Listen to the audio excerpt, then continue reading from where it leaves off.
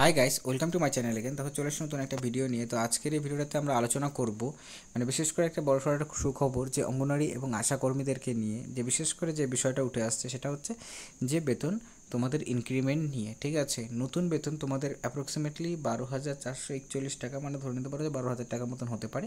এখন কোশ্চেনটি এটা রইল যে এটা কিভাবে করে সম্ভব। ঠিক আছে, কারণ আমরা দেখেছি যে রিসেন্টলি যে বেতন বৃদ্ধিগুলো করানো হয়েছে সেক্ষেত্রে কিন্তু তোমাদের অল্প অল্প করে, কোনো জায়গাতে 700, 750, 1000, 1500, 1200, 1250 এভাবে করে কিন্তু বেতনটা তোমাদের বৃদ্ধি করেছে। এক লাফে তোমাদের যে মনে করো 5,000 বা তোমাদের 6,000 টাকা করে বেতন কিন্তু কোনো রাজ্যতেই বৃদ্ধি করানো হয় না। কেন্দ্রীয় সরকার তারা তো একদমই করা হয়নি, এখনও পর্যন্ত 5-6 বছর হয়ে গেছে কেন্দ্রীয় সরকার কোনো রকম বেতন বৃদ্ধি তারা কিন্তু করেননি।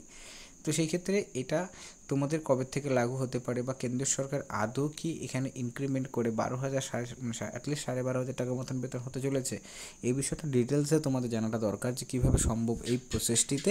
কারণ আদারওয়াইজ তোমরা কিন্তু বিষয়টা ক্লিয়ারলি বুঝতে পারবে না যে কীভাবে করে কী করা, বা কীভাবে করে কোন স্কিমের থ্রুতে তোমাদের ইনক্রিমেন্ট কেন্দ্রীয় সরকারের দ্বারা করা হবে। ঠিক আছে, কারণ তোমরা জানো যে রাজ্য সরকার তরফ থেকে রিসেন্টলি বেতন বৃদ্ধি করানো হয়েছে, এখন কিন্তু আর রাজ্য সরকার তরফ থেকে বেতন বৃদ্ধির সম্ভাবনা তেমনটা নেই। তো সেক্ষেত্রে কেন্দ্র সরকার দ্বারাই বেতন বৃদ্ধির সম্ভাবনা রয়েছে। তো সেক্ষেত্রে এর আগেও তোমাদের জানিয়েছি।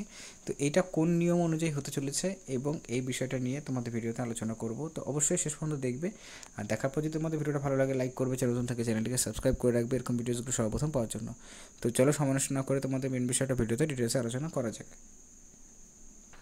সো দেখো, এখানে যে খবরটা পাওয়া যাচ্ছে যে অঙ্গনওয়াড়ি কর্মী এবং আশা কর্মীদের যে শেয়ারটা রয়েছে, তোমাদের 40%। ঠিক আছে, আমি একটা অ্যাপ্রক্সি রাফ ফিগারটা ধরছি যে 40% কেন্দ্র সরকার দ্বারা দেওয়া হয়। এখন যে অঙ্গনওয়াড়ি কর্মীরা 9,000 টাকা করে বেতন পাচ্ছে, সেই 9,000 টাকার মধ্যে যে 40% টাকা, সেই টাকাটা অঙ্গনওয়াড়ি কর্মীরা সেন্ট্রাল গভর্নমেন্ট দিচ্ছে।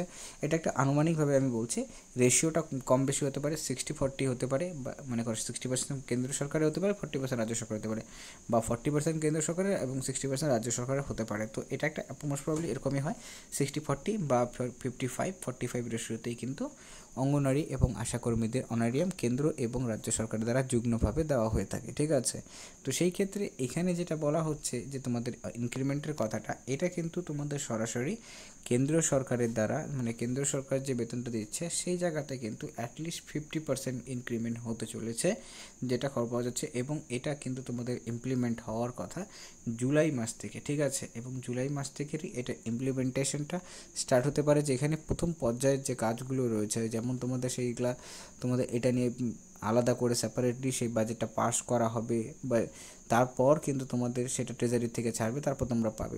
এখানেও একটা প্রসেস করতে করতে 1-1.5 মাস কিন্তু সময় অবশ্যই লেগে যায় এগুলো করতে করতে। ঠিক আছে, তো সেই ক্ষেত্রে এইখানে যে বিষয়টা সবচেয়ে গুরুত্বপূর্ণ, যে কেন্দ্রীয় সরকারের যে পার্সেন্টেজটা রয়েছে, যেমন 40% রয়েছে, তো সেই 40%-এর মধ্যে 20% ইনক্রিমেন্ট জুলাই মাসের মধ্যে হওয়ার সম্ভাবনাটা প্রবল রয়েছে। এবং এই ক্ষেত্রে 1 লাফে তোমাদের কত টাকা, 1 লাফে 2 থেকে 2,500 টাকা বেতন বৃদ্ধি হতে পারে। সেই ক্ষেত্রে বেতনটা ইনক্রিমেন্ট ডাইরেক্টলি হয়ে সে 12,500 টাকার মতন কিন্তু একটা বাজেট তোমাদের থাকছে। এই ক্ষেত্রে শুধুমাত্র কেন্দ্র সরকারের দ্বারা না, এই জায়গাতে কিন্তু আরও কিছু কিছু স্কিম যেগুলো অ্যাড হবে, যার জন্য তোমাদের টোটালি যেটা হতে চলেছে সেটা 12,500 টাকা অ্যাপ্রক্সিমেটলি হতে পারে। ঠিক আছে, বাট এটারও কনফার্মেশনটা তোমরা পেয়ে যাবে। যখনই কনফার্মেশনটা আসবে আমরা অবশ্যই তোমাদের সাথে জানানোর চেষ্টা করব। এবং এই বেতন কলম ছাড়াও আর কতগুলো বিষয় রয়েছে, এবং পে কমিশন নিয়েও তোমাদের জানিয়েছিলাম, আর সমকাজে সমবেতন এই বিষয়টা নিয়েও কিন্তু তোমাদের এর আগে ভিডিওতে জানিয়েছি যে কীভাবে করে সেগুলো কাজ করবে, এবং এগুলো চালু হলে পরে অঙ্গনওয়াড়ি এবং আশাকর্মীদের বেনিফিট তারা কী কী পেতে চলেছেন। ঠিক আছে, তো ওই বিষয়গুলো